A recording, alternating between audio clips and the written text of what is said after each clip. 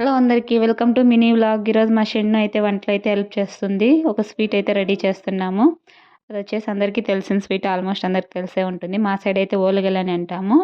చాలామంది బొబ్బట్లు ఇవన్నీ చాలా రకాలుగా పిలుస్తూ ఉంటారు. మేమైతే ఓలుగలు అంటాం మా సైడ్ అయితే.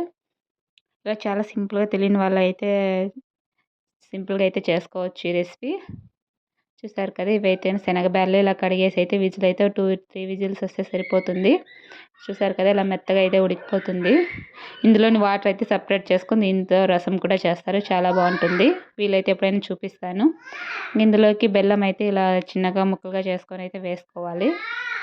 ఇలా పొడిగా చేసుకొని వేసుకుని ఇట్లా కాసేపు చేసి అయితే గ్రైండ్ చేసుకోవాలి. చూసారు కదా పూర్ణము.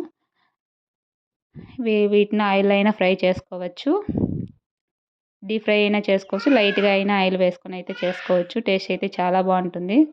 నాకు తెలిసి చాలామందికి తెలిసే ఉంటుంది. ఇది తెలియని వాళ్ళ కోసమే చెప్తున్నాను. Thanks for watching.